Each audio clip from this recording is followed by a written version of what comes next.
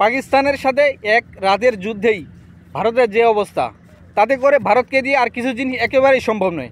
কি কি জিনিস আর ভারতকে দিয়ে সম্ভব নয়, আসুন কয়েকটা পয়েন্ট নিয়ে আলোচনা করি। ভারতকে দিয়ে চীনকে সাইজ করার স্বপ্ন আমেরিকার দীর্ঘদিনের।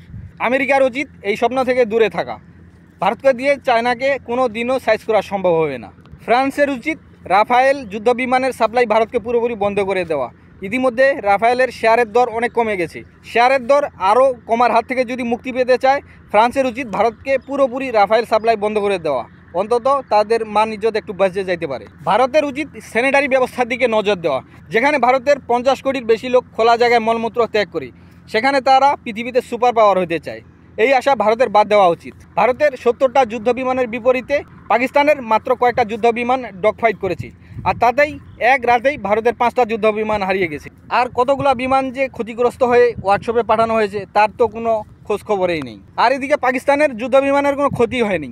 তাই ভারতের উচিত ভারতের বিমান বাহিনীকে একেবারে চিরতরে জাদুঘরে পাঠিয়ে দেওয়া। ভারত শুধু পাকিস্তানের সাধারণ জনগণের উপর হামলা চালিয়েছে আর মসজিদে, যেগুলো ইসরায়েল করে থাকে। আর পাকিস্তান হামলা করে ভারতের মিলিটারি ক্যাম্প পুরোপুরি ধ্বংস করে দিয়েছে। এই হলো অবস্থা। তাই ভারতের উচিত নিজেদের দেশকে ইসরায়েলের একটা অঙ্গরাজ্য হিসেবে ঘোষণা করা। আকাশ যুদ্ধের 2 ঘন্টাতেই ভারত পাকিস্তানের কাছে একেবারেই অসহায় হয়ে গেছে। তাই পাকিস্তানের সাথে যুদ্ধ করার চিন্তা ভারতকে একেবারেই মাথা থেকে বাদ দেওয়া উচিত। যুদ্ধ চলতে থাকলে কাশ্মীর পাকিস্তানের হাতে চলে যাইতে পারে, হয়তোবা ক্ষয়ক্ষতি বেশি হবে, কিন্তু মনোবলের দিক থেকে পাকিস্তানের সেনাবাহিনী অত্যন্ত চাঙ্গা। ভারত সেদিক থেকে অনেক অনেক পিছিয়ে আছে। যুদ্ধ যদি দীর্ঘ হয় তাহলে গালওয়ান ভ্যালি, চিকেন নেক, অরুণাচলের দিকে চীন আগায় যেতে পারে।